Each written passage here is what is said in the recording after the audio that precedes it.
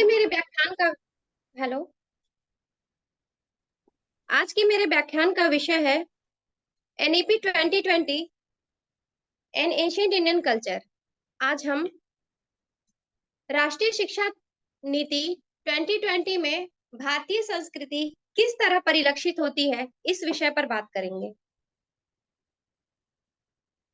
NEP की प्रारंभिक लाइनों में ही स्पष्ट है कि प्राचीन और सनातन भारतीय ज्ञान और विचार की समृद्ध परंपरा के आलोक में यह नीति तैयार की गई है।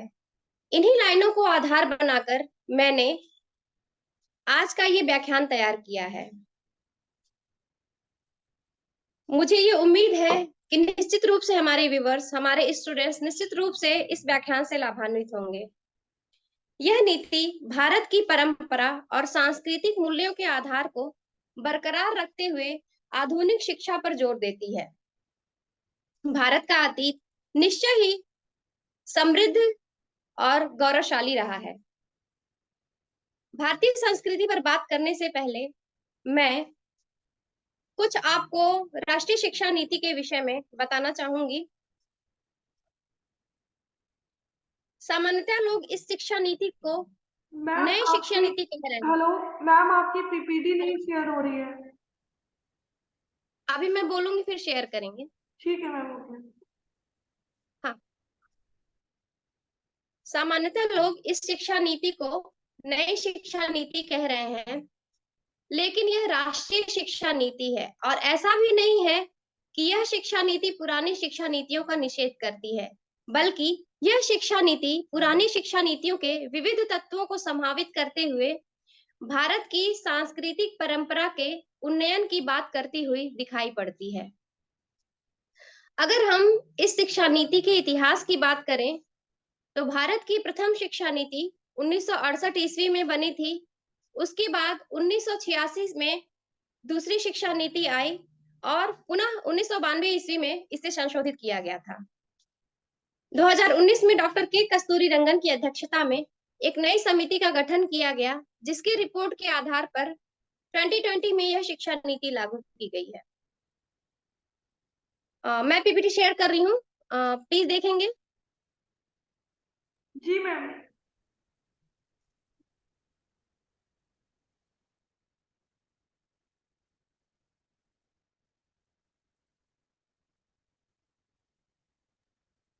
मैम हो रही है, आप करिए। हाँ,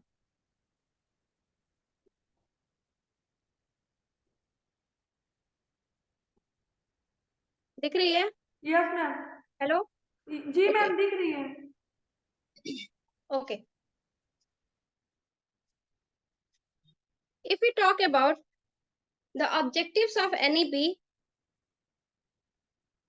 we can see it emphasizes on rendering quality modern education to students while retaining Indian traditions and cultural values.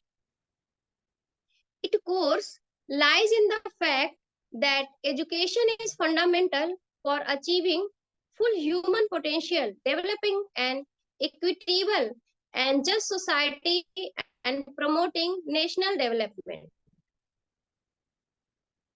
राष्ट्रीय शिक्षा नीति इस बात पर जोर देती है कि विद्यार्थियों को गुणवत्तापूर्ण आधुनिक शिक्षा मिले तथा साथ ही साथ उनमें भारतीय परंपराएं तथा सांस्कृतिक मूल्य भी बरकरार रहें। इसका केंद्र इस बात में निहित है कि शिक्षा मनुष्य की पूर्ण क्षमता को प्राप्त करने के लिए आधारभूत है, जिसमें एक समान तथा न्यायपूर्ण समाज बने तथा राष्ट्र का विकास हो सके। If we talk about Guru Shishya tradition in ancient India, we can see education was not just a mean for social life, but was also our attainment of knowledge and salvation. Mutual quest for enlightenment, each learning from the contribution towards uplifting of the both, uplifting of the other, both academically as well as spiritually. अगर हम भारतीय शिक्षा नीति को इस दृष्टि से देखें तो यह नीति प्राचीन भारतीय परंपरा को पुनर्जीवित करने का एक प्रयास है। कहा गया है सा विद्या या विमुक्ते।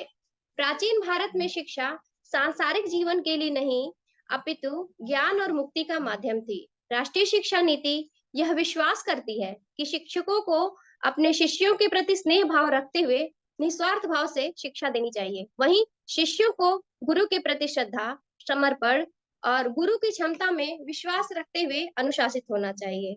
यह शिक्षा नीति आचार्य देवो भव की विरासत को आगे बढ़ाती है। बाल मन और युवा दिमाग को आकार देना कोई आसान कार्य नहीं। शिक्षक इस कार्य के लिए अपना संपूर्ण जीवन लगा देता है और उसका निस्वार्थ भाव से ही समर्पण ही शिक्षक के पेशे को महान बनाता है। ऐसा कहा गया है, when a teacher learns, a nation learns। इसी क्रम में अगर हम एनईपी की नॉर्म्स को देखें तो शिक्षक प्रशिक्षण का जो कोर्स है उसमें इंटीग्रेटेड बीएड कोर्स को 2 वर्ष या 1 वर्ष से घटाकर 4 वर्ष करने की बात कही गई है, जिसे अन्य विषयों को के साथ समाहित करके पढ़ाया जाएगा। अच्छा, मैं एक बात पर आप सभी का ध्यान आकर्षित करना चाहूंगी। सामान्यतः ये देखते हैं हम कि जो भी टीचिंग प्रोफेशन चुन रहे हैं वो इनका प्राइमरी ऑप्शन ना होकर के सेकेंडरी ऑप्शन होता है, कि ऐसी एक माइंड सेट डेवलप हो गया है कि टीचिंग उनका कोई फर्स्ट प्रोफेशन नहीं है। ये हो गया है कि अरे चलो कुछ भी नहीं मिला तो हम टीचर बन जाएंगे। तो एनईपी इसी माइंड सेट को चेंज करने की बात कर रही है कि अब अगर आप वास्तव में टीचर या शिक्षक बनना चाहते हैं तो ही आप वो प्रोफेशन चुन पाएंगे, अदरवाइज आपको अन्य किसी सेकेंडरी ऑप्शन से टीचिंग प्रोफेशन चुनने का मौका नहीं दिया जाएगा। इसके लिए बहुत सारे नॉर्म्स एंड कंडीशंस हैं, आप देख सकते हैं। एनईपी की गाइडलाइन ऑनलाइन भी मिल जाएंगी।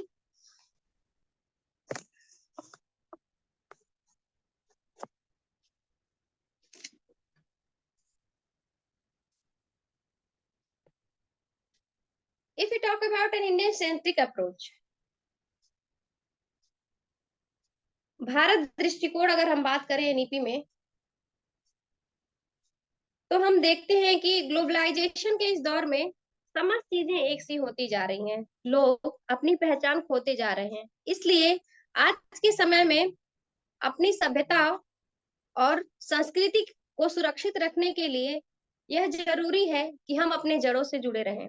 यह शिक्षा नीति प्राचीन पद्धतियों, परंपराओं एवं मूल्यों को शिक्षा के योग्य बनाती है, जिससे कि भारतीय अपने जड़ों से जुड़े रहें। राष्ट्रीय शिक्षा नीति के पाठ्यक्रम में भारतवर्ष के ज्ञान को शामिल करने की बात कही गई है। उदाहरण के तौर पर अब पठन पाठन में भारतीय तरीकों जैसे वैदिक गणित, पारंपरिक वास्तुकला, खगोल, ज्योतिष, चिकित्सकीय, जनजातीय औषधीय प्रथाओं आदि के लिए विशिष्ट पाठ्यक्रम उपलब्ध करेंगे। As well as NEP 2020 strives to impart the students with the role of ancient traditions and values towards making the modern India. If we talk about human values, in NEP 2020, we can see the principal approach of NEP 2020 is to develop good human beings, human who are rational, diligent, and skillful, as well as are replete with compassion, courage, and flexibility. It focuses on blending scientific temperament with moral values. Students will be nurtured to do right things and take right decisions from a very early age with an aim to create model citizens. They will be endowed with rational framework which will enable them to apply their mind so that they can take right and just decisions. NEP का आधारभूत सिद्धांत और उद्देश्य ही है अच्छे इंसानों का विकास करना। यह नीति ऐसे छात्रों के निर्माण करना चाहती है जो तर्क संगत विचार और कार्य करने में सक्षम हो, जिसमें करुणा, नैतिकता और वैज्ञानिक चिंतन का विकास हो। इस हेतु भारतीय पाठ्यक्रमों में अगर आप एनईपी को पढ़ेंगे तो आपको मिलेगा भारतीय पाठ्यक्रमों में भारत बोध नामक विषय विशेष रूप से शामिल किया गया है। स्पेशली तकनीकी छात्रों को इसे अनिवार्य रूप से पढ़ाया जाएगा। स्कूली स्तर पर अगर हम बात करें तो बच्चों में नैतिक मूल्य किस प्रकार विकसित किया जाए, इस पर विशेष रूप से जोर दिया गया है। उदाहरण के तौर पर अब आपको स्कूलों में पंचतंत्र की कहानियां, दंत कथाएं, जातक कहानियां आदि पढ़ने को मिलेंगी। साथ ही वैश्विक साहित्य पर उनके क्या प्रभाव है या क्या वैश्विक साहित्य में उनके विषय में लिखा गया है, ये समस्त चीजें आपको जानने को मिलेंगी। अगर हमारे देश में या किसी भी विश्वविद्यालय में जहाँ पे एनईपी या स्कूलों में जब एनईपी लागू होगी, उसके अकॉर्डिंग आप देख सकते हैं। If we talk about ancient wisdom and knowledge in the special context of NEP, we can see India has had a beautiful and rich cultural and historical heritage. Indian society has always considered the quest of knowledge and truth as the ultimate goal. Education has always been as the foundation of enlightenment. India has had prominent centers of education which were revered all over the world. Takshashila, Nalanda, Vikramshila, etc. had set very high benchmark for education and were the gold standards for quality education. India had scholars in every field such as Aryabhat, Padini, Charak, Shushrut, etc. NEP 2020 endeavors to underline and carry forward the rich and bountiful legacy of our ancestors. NEP 2020 is also intent upon in continuing the long and honorable traditions of research and exploration so that we could make a better world to live in. For this purpose, NEP 2020 has an element called NRF, or National Research Foundation, dedicated body to finance quality and constructive research. Out of the many areas covered in NRF, one is to identify 100 important places of tourism and make meaningful research to highlight the heritage of India. This way, the students would get a chance to experience and explore the historical heritage of India. This would instill within them respect to our identity and history. It will also make them interact with the variety of international tourists to have them a broad worldview to widen their horizon. हमारे देश में तक्षशिला, नालंदा, विक्रमशिला, वल्लभी जैसे अनेक विश्व स्तरीय संस्थानों ने अध्ययन के विविध क्षेत्रों में शिक्षण के उच्च प्रतिमान स्थापित किए थे। इन संस्थाओं ने विश्व स्तरीय विद्वानों को जन्म दिया है, चाहे आर्यभट्ट हो, रामानुज हो, भास्कराचार्य हो या सुश्रुत हो।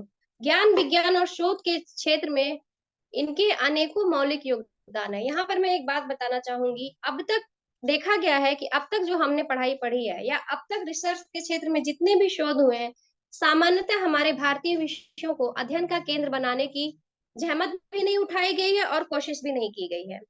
तो हम अब अगर आप एनईपी के माध्यम से जाएंगे तो इन विषयों को आपको पढ़ने को मिलेगा और आप इनके योगदानों को, इनके महत्व को जान सकेंगे और इन पर शोध करने के लिए नेशनल रिसर्च फाउंडेशन के द्वारा धन भी मुहैया कराई जाएगी। एक बात हम भारतीयों में बहुत कॉमन रूप से पाई जाती है कि जब तक कोई विदेशी आकर के आपको ये नहीं बता देता कि ये बहुत ही अच्छा है, इसने बहुत बढ़िया काम किया, इस विद्वान ने इतने काम किया, तभी तक हम उनकी बातों पर विश्वास करते हैं। उसके पहले अगर कोई भारतीय उसके बारे में बात करे तो हम ये सुनना भी पसंद नहीं करते हैं। तो एनईपी 2020 में इन सभी विद्वानों, प्राचीन भारतीय विद्वानों ने जो एक उन्नत परंपरा जो विश्व को दिया है, उनके योगदानों को रेखांकित करेगी और उन पर शोध के लिए धन मुहैया कराएगी। कल्चरल कंजर्वेशन की अगर बात करें तो ये आप पीपीटी में देख सकते हैं कि ये बहुत सारे धरोहर हैं, जैसे सांची का स्तूप, सारनाथ का स्तंभ, खजुराहो के मंदिर, बहुत सारे ऐसे राष्ट्रीय धरोहर हैं जिन्हें संरक्षित करने की आवश्यकता है। इसके साथ साथ अनेकों धरोहर भारत के अनेकों धरोहर यूनेस्को की धरोहर सूची में भी शामिल है। राष्ट्रीय शिक्षा नीति में इन हमारे सांस्कृतिक धरोहरों के संरक्षण की बात की गई है। एनईपी कहती है भारतीय संस्कृति और दर्शन का विश्व पर बड़ा प्रभाव है। विश्व वैश्विक महत्व की इस समृद्ध विरासत को आने वाली पीढ़ियों के लिए न सिर्फ सहेज कर और संरक्षित करने की जरूरत है, अपितु शिक्षा द्वारा उस पर शोध कार्य होने चाहिए तथा नए नए उपयोग भी होने चाहिए। We can see this heritage and legacy needs to be conserved and preserved so that posterity could benefit from this rich realm of wisdom and enlightenment. Towards this, NEP 2020 focuses the dissemination of knowledge and research work so that the already grand heritage gets further in terms of scope and reach. Outstanding local artists, craftsmen, sculptors, writers, and other experts would be hired as master instructor. अगर स्कूली स्तर पर बात करें तो एक कला समन्वयक अर्थात आर्ट इंटीग्रेटेड शिक्षा की बात की गई है, जिसमें छात्रों को स्कूल के बाहर पर्यटन स्थलों एवं ऐतिहासिक विरासतों की यात्रा के लिए प्रोत्साहित किया जाएगा तथा उच्च शिक्षा में 100 पर्यटन स्थलों की पहचान की जाएगी तथा उन पर शोध करने के लिए रिसर्च फाउंडेशन के द्वारा धन मुहैया कराया जाएगा। यहाँ पे हम देख सकते हैं कि ये नालंदा यूनिवर्सिटी की इमेज है। एनईपी की एक बहुत ही चर्चित लाइन है कि भारत को पुनः विश्व गुरु बनाना है तथा प्राचीन जो संस्कृति की जो उन्नत परंपरा है उसकी ओर लौटने की बात की गई है। अक्सर इस पर आलोचना भी झेलनी पड़ती है, तो यहाँ पर मैं थोड़ा सा आपका ध्यान आकर्षित कराऊंगी कि प्राचीन भारत का जो शैक्षिक उन्नयन था, जो शिक्षा का क्षेत्र था, वो अत्यंत ही उन्नत था। पूरे विश्व में हमारे विश्वविद्यालयों की तूती बोलती थी। विदेशों से लोग इस यूनिवर्सिटी में या इसके आसपास जो तक्षशिला, नालंदा, वल्लभी, अनेकों हजारों यूनिवर्सिटियां जो स्थापित की गई थी, उनमें पढ़ने के लिए फिजिकल रूप से प्रेजेंट होते थे। ऐसी मान्यता है कि लगभग 10,000 पर डे 10,000 लोग 10,000 की सीट थी, जिसमें लाखों लाखों लोग आकर के एग्जाम देते थे और पास होना चाहते थे। अब 10,000 की सीट में जो बच जाते थे उनको नालंदा के अगल बगल की यूनिवर्सिटियों में स्थापित कर दिया जाता था। तो उस समय जो शिक्षा का जो क्षेत्र था अत्यंत ही उन्नत था। अगर हम देखें कि हमने अब तक क्या प्राप्त किया, मैं एक डेटा बताना चाहूंगी कि ईस्ट इंडिया कंपनी जब भारत में आई तो उसने एक सर्वे कराया लगभग 7,000 गांवों का, और आपको जानकर आश्चर्य होगा उन 7,000 गांवों में एजुकेशन सिस्टम था, और वह केवल संस्कृत पाठशाला नहीं थी, उच्च शिक्षा के केंद्र जिसमें अनेकों विषय पढ़ाए जा रहे थे। और ये मेरी अपनी लाइनें नहीं है, थॉमस एडम्स की रिपोर्ट है। विलियम एडम्स ने इसे डॉक्यूमेंटेड किया है कि पूरे सर्वे में ये पाया गया कि लगभग 96% लोग साक्षर थे। अगर हम जब अंग्रेज भारत से चले गए तब की बात करें, तब पता चला कि तब अगर हमें शिक्षा का रेट देखें, साक्षरता का दर देखें, तो अंग्रेजों के जाने तक भारतवर्ष में केवल 12% साक्षरता भारत में बची थी। तो हमने वहां से शुरू की है, तो निश्चित रूप से भारत विश्व गुरु था और हमें अपने प्राचीन सांस्कृतिक गौरव को प्राप्त करने की आवश्यकता है। If we talk about language diversity in India, in the special context of NEP 2020, as per recommendation of Kothari Commission, NEP endeavors to adopt 3 language formula to encourage multilingualism and education in local languages. Regional languages must be nurtured and protected to promote cultural and traditional values. For a smooth flow of transfer of knowledge across language, Indian institutes of translation and interpretation would be established. Bharatvarsh भाषाई विविधता का देश है। यह भाषाओं, कला, संस्कृति का खजाना है। संस्कृति को संरक्षित और बढ़ावा देने के लिए भाषाओं को संरक्षित करना चाहिए। दुर्भाग्य से देश ने पिछले 50 वर्षों में 220 से अधिक भाषाओं को खो दिया तथा 197 भारतीय भाषाएं संकटग्रस्त हैं।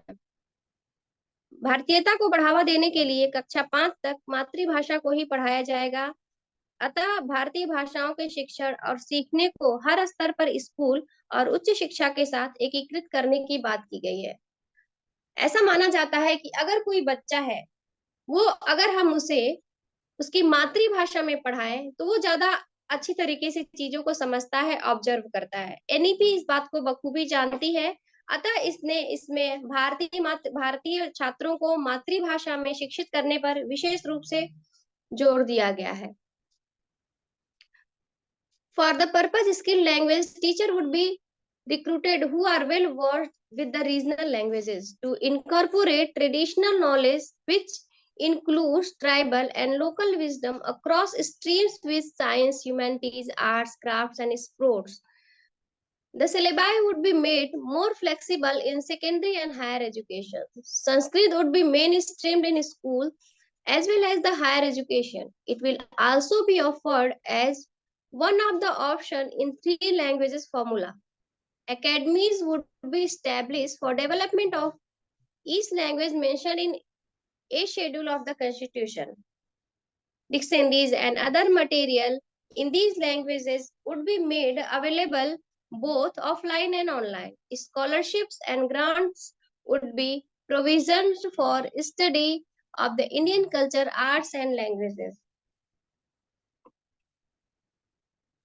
भारतीय भाषाओं के शिक्षण और सीखने को हर स्तर पर स्कूल और उच्च शिक्षा के साथ एकीकृत करने की बात कही गई है। इसके साथ साथ IITI एक नॉर्म्स है, Indian institute of translation and interpretation की स्थापना करने की बात एनईपी में की गई है, जिसके द्वारा आपको अनेकों पांडुलिपियां साहित्य के अनुवाद की करने के बाद पढ़ने को मिल जाएंगी। संस्कृत को मुख्य धारा से जोड़ा जाएगा। छात्रों को विविध भाषाओं का प्रशिक्षण भी दिया जाएगा तथा शोध करने के नए आयाम विकसित किए जाएंगे।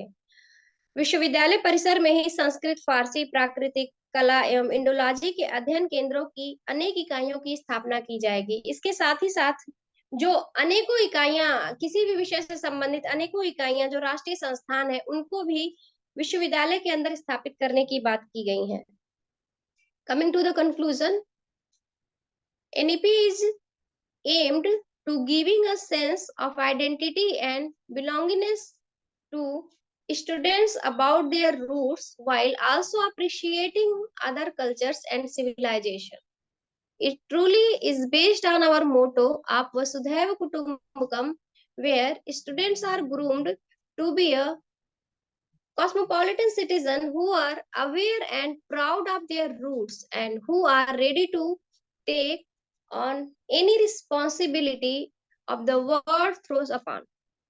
अगर समग्र रूप से देखें तो राष्ट्रीय शिक्षा नीति वसुधैव कुटुंबकम की भावना पर बल देती दिखाई देती है।